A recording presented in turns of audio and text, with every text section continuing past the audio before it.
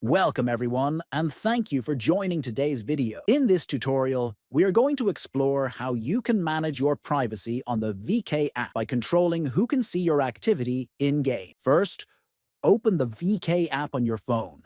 Next, look at the bottom right and tap on the three-line menu.